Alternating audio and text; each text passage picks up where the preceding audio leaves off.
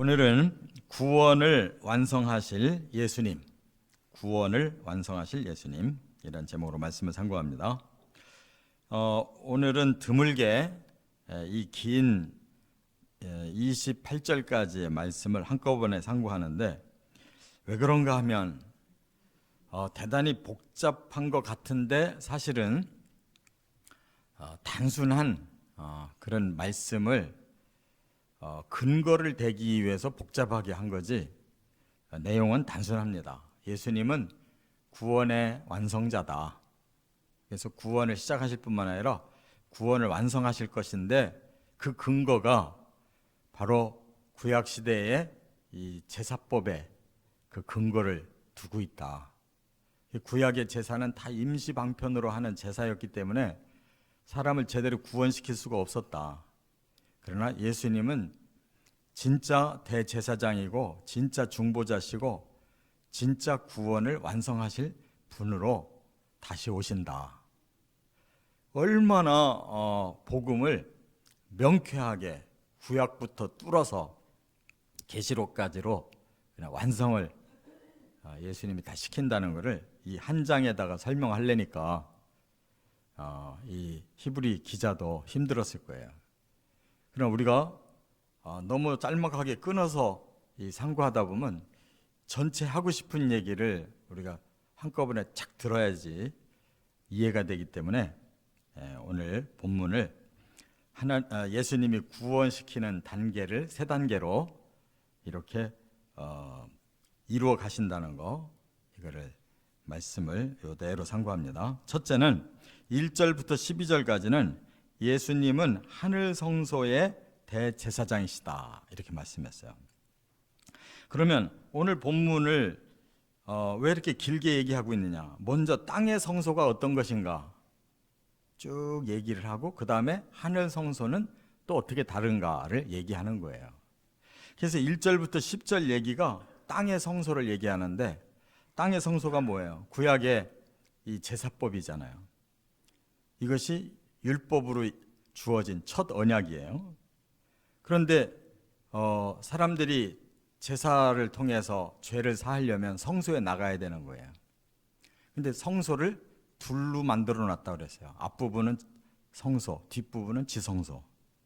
그래서 성소에 나가서 앞부분은 제사장만 들어가고 뒷부분 지성소는 대제사장만 들어가는 거예요. 그래서 앞에서는 날마다 제사장이 들어가서 뭐 하느냐?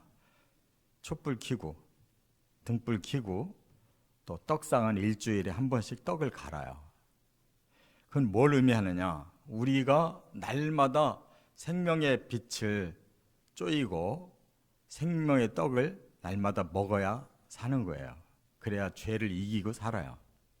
그런데 그렇게 날마다 열심히 해도 안 된다는 거예요. 그래서 1년에 한 번씩은 대제사장이 지성소 휘장을 열고 들어가서 언약궤 위에 이 판이 속죄소예요. 이 속죄소 판 위에 두 그룹 천사가 날개로 다 가리고 있어요. 그 한가운데로 하나님이 임재하셔서 사람들의 죄를 해결하려고 기다리고 계실 때 대제사장이 피를 가지고 들어가서 그 속죄소 위에다가 7번을 뿌리면 하나님이, 그래, 내가 너의 죄와 모든 사람들의 죄, 지금까지 해결 안 된 거 싹 없애준다. 이게 1년에 한 번씩 하는 그 유대력 7월 1일에 대속죄일이라는 거예요. 그래서 이 10일 날 바로 이 대속죄를 함으로써 1년에 한 번씩은 죄를 완전히 해결하는 날이에요. 그런데 1년 후에 또 그렇게 해야 돼요. 제사장은 날마다 죄를 씻어야 되고 대제사장은 1년에 한 번씩은 씻어야 돼요. 이러한 불완전한 이 제사장 가지고는 죄를 다 씻을 수가 없는 거예요. 그래서 11절부터 하늘 성소를 얘기하는 거예요. 보세요. 11절. 그리스도께서는 장래 좋은 일의 대제사장으로 오사 손으로 짓지 아니한 것 곧 이 창조에 속하지 아니한 더 크고 온전한 장막으로 말미암아. 이 하늘 성소 장막에 예수님이 대제사장으로 취임하셨다는 거예요. 그럼 거기서는 어떻게 죄를 씻느냐? 12절에 염소와 송아지의 피로 하지 아니하고 오직 자기의 피로 영원한 속죄를 이루사 단번에 성소에 들어가셨느니라. 그러니까 예수님이 이 땅에 갈보리에서 십자가에 달려 죽으심으로 하늘 성소에서는 그것을 속죄 제물로 받으셨어요. 그리고 예수님이 그 죄사함의 사역을 끝내고 나서 3일 만에 부활하셨어요. 어디로? 하늘로. 그리고 하늘 성소의 대제사장으로 취임하셨다 그 말이에요.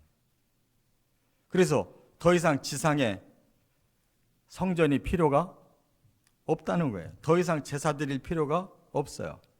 더 이상 사람이 제사장 노릇을 할 필요가 없어요. 완벽하게 11절 12절에 하늘 성소에서 십자가의 속죄 제물을 받으셨고 그것으로 하나님이 다 죄를 덮어버렸어요. 그리고 예수님은 사명을 다했으니 하늘로 올라와서 하늘의 대제사장으로 이제 있으라. 죄를 다 끝내버리셨다 그 말이에요. 이렇게 간단한 얘기를 지금 구약의 이 제사제도 율법에 능한 이스라엘 사람들에게 이걸 설명하기 위해서 그렇게 장황하게 구약 율법의 제사제도와 제사장과 대제사장이 얼마나 애를 써서 죄를 해결하고 있는가를 설명하고 11, 12절에 예수가 간단히 해결했다는 거예요. 두 번째는 그러면 그 다음 구원을 위해서는 뭘 해야 되느냐? 13절부터 15절에 보면 예수님은 새 언약의 중보자이시다. 한 번만 죄를 씻어서 되지 않고 또 인류는 계속 이 땅에 태어나는데 이것을 계속 해결하기 위해서 하나님 우편에서 새 언약, 복음의 대제사장으로 예수님은 지금도 일하고 계시다는 거예요. 이 땅에 더 이상 성전이 필요 없고 제사장이 필요 없는데 그럼 그 역할 누가 할 거냐? 예수님이 하늘 성소에서 하나님 우편에 앉아서 계속 지금 중보하고 계시다는 거예요. 그래서 그 중보를 계속 죄를 해결하는 것인데 여기 13절에서는 땅의 성소에서 속죄하는 방법을 여기서 말씀하고 있어요. 그것은 이제 임시적인 거라는 거예요. 그러면 그걸 어떻게 했느냐? 여기 보니까 염소와 황소의 피와 및 암송아지의 죄를 부정한 자에게 뿌려 그 육체를 정결하게 하여 거룩하게 했다 그랬어요. 이것이 구약 시대에 사람들의 죄를 씻는 방법인데 크게 두 가지가 있어요. 앞에서 설명드린 대제사장이 지성소에 들어가서 1년에 한 차례씩 뿌리는 것이 첫째 방법이고 지금 여기 13절에 말하는 것이 두 번째 방법이에요. 이것은 지속적으로 계속 사람들의 죄를 계속 씻는 방법인데 이 두 가지가 죄 씻는 속죄법 대표적인 겁니다. 그래서 이게 어디에 나와 있느냐? 대제사장이 1년에 한 번씩 속죄해라는 것은 레위기 16장에 나오고 또 이 거룩한 잿물, 그 부정을 씻는 거룩한 잿물을 만들어서 언제든지 뿌려서 속죄가 이루어지는 방법을 바로 민수기 19장에서 말씀했거든요. 바로 오늘 지금 13절의 말씀은 염소, 황소의 피, 암송아지의 재, 여기에다가 또 우슬초와 또 그 색깔 있는 그 천을 넣어서 이것을 여기서 물을 내서 그리고 대제사장이 피를 또 7번 뿌려서 만들어 놓은 것이 바로 거룩한 물이에요. 이걸로 부정해진 사람을 계속 씻어주는 거예요. 근데 이게 여기서 지금도 이스라엘 사람들이 이 일을 위해서 기다리고 있는 게 있는데 여기 암송아지의 죄라고 그랬죠. 이 암송아지가 붉은 암송아지예요. 붉은 암송아지. 그래서 여기서는 간단하게 암송아지라고 그랬지만 민수기 19장에 가보면 붉은 암송아지야만 되는데, 붉은 암송아지가 흠이 없어야 되고 한 번도 멍에를 맨 적이 없는, 아주 어리지도 않고 또 나이가 너무 많지도 않은 중간, 가장 왕성할 때 그 붉은 암송아지를 찾아내야 되는데 이게 쉬운 게 아니에요. 여기에 검은 털이라든지 흰 털이 조금만 나도 자격이 없어요. 완전히 머리부터 발끝까지가 다 붉은 색깔만 있는 암송아지를 골라서, 그래서 그것을 저 영문 밖에서 태워가지고 재를 만들어서 하나님께서 명령한 대로 피를 7번 모든 사람들을 향해서 뿌린 다음에 그 잿물을 잘 보관해가지고 부정 탔을 때마다 계속 뿌려주는 거예요. 근데 지금 이스라엘 사람들이 제3성전을 지금 다시 지으려고 그러고, 또 하나 암송아지 재를 지금 만들려고 그러는데 이 두 가지가 다 완성됐어요.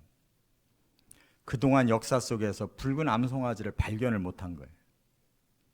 계속 이스라엘의 학자들, 종교인들이 그걸 자꾸 찾아가지고 근래에 만들어 놓은 거예요.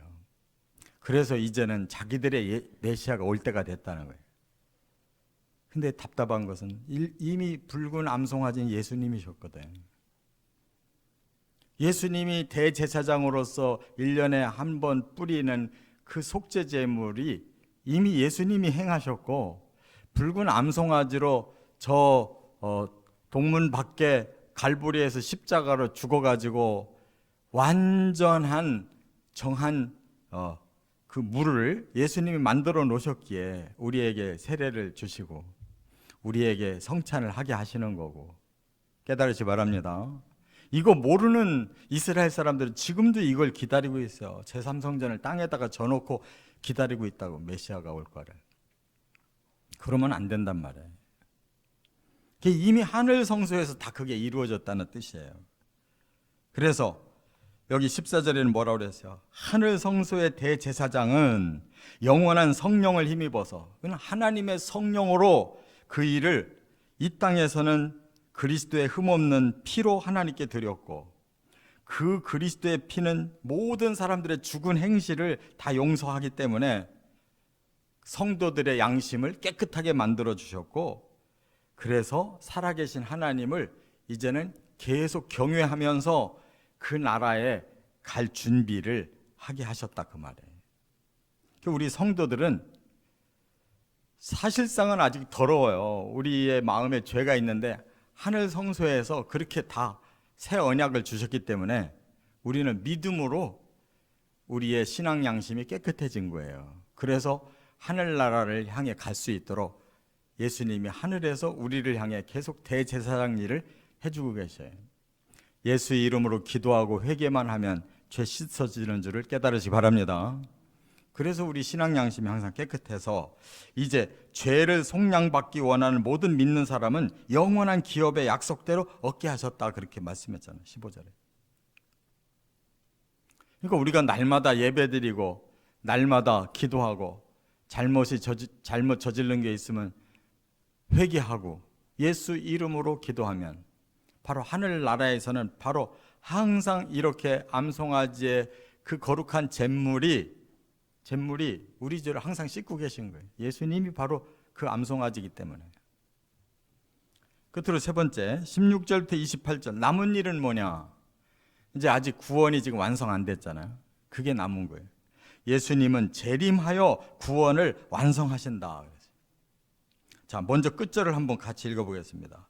끝절 28절 다 같이. 이와 같이 그리스도도 많은 사람의 죄를 담당하시려고 단번에 들이신 바 되셨고 구원에 이르게 하기 위하여 죄와 상관없이 자기를 바라는 자들에게 두 번째 나타나시리라. 이제는 죄와 상관없는 사람, 완전히 구원이 된 사람을 원하고 있는 성도들에게 진짜로 구원이 완성되도록 두 번째 나타나실 것이다. 예수님이 오시면 구원이 완성되는 거예요. 할렐루야. 그러기 위해서 여기 지금 유언이라고 하는 이 단어를 풀어주는 거예요. 제가 어제 말씀드렸어요. 더 나은 언약이 있다. 이 언약이라는 단어가 디아데케라고 그러는데, 이 언약은 바로 유언이라는 뜻이 있고 계약이라는 뜻이 있다. 우리는 하나님하고 계약한다. 우리는 잘못하면 계약을 우리 스스로 포기하는 것인데, 하나님 우리 약함을 아시기 때문에 이 언약을 유언으로 말씀하신 것이다. 유언은 일방적으로 주는 거예요. 그런데 유언에게는 조건이 있다는, 여기 보니까 유언이 이루어지려면 그 당사자가 죽어야 돼요. 그렇죠? 살아있는데 자식들이 아버지 유언한 대로 나 미리 주세요. 그건 불법인 거예요. 그 아버지가 죽고 나서야 그 유언이 그때부터 시행되는 거예요. 지금 그 얘기 하잖아요. 그러면 그 유언 언약이 이루어지기에 누가 죽었느냐? 바로 하나님 자신이신 예수님이 죽었단 말이에요. 그래서 이 유언은 그대로 시행된 거예요. 십자가 이후부터 그대로 유언이 시행됐다. 새 언약이 그대로 시행됐다는 거예요. 그래서 우리는 그 십자가의 은혜 때문에 바로 그 보혈의 피가 우리에게 뿌려지기만 하면 항상 우리는 효력을 발생해서 죄가 해결되고 있는 것이라는 거예요. 그러면 언제까지나 그 유언을 우리는 땅에서만 이루고 있을 것이냐? 아니라는 거예요. 예수님은 그 유언을 완성하시기 위해서 내려오셔가지고 우리를 다 들어서 천국으로 들어가신다는 거예요. 그래야 하늘 성소가 완성되는 거예요. 할렐루야. 그 얘기 하시는 거예요. 재림이 이래도 있을지 없을지 확실치 않습니까? 얼마나 예수님의 재림이 확실한 거냐. 이 구원의 완성을 위해서 가장 중요한 절정의 상황이 이 재림인데, 이거 안 기다리고 뭐 하고 사냐고 지금. 그러면 다 가짜 신앙인 거예요. 재림에 초점이 맞춰져 있지 않으면 하늘 성소에서 아무리 대제사장으로 예수님이 일하신들, 우리를 위해 중보를 하신들, 우리는 거기에 관심이 없으면 아무 소용없는 거예요. 그 하늘 성소로 우리를 부르시려고 다시 오시는 예수님을 만나서 올라가야 이 구원이 완성되는 것이.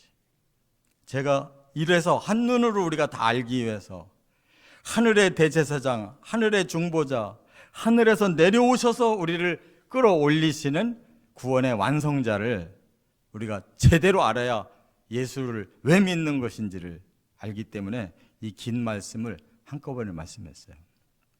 꼭 깨달으시고, 이 말씀에는 1.1핵도 거짓이 없고, 바로 창세기부터 시작해서 하나님이 우리를 구원하시려는 그 깊고 오묘한 진리가 바로 여기에 한 장에서 다 설명하고 있는데, 구약을 다 통틀어서 그것이 이렇게 예표가 지금 이렇게 성취됐고 딱 한 가지 남은 것은 예수님 재림뿐인데, 이 최절정의 상황을 우리가 모르고 멍하고 살고 있으면 안 된다는 거예요.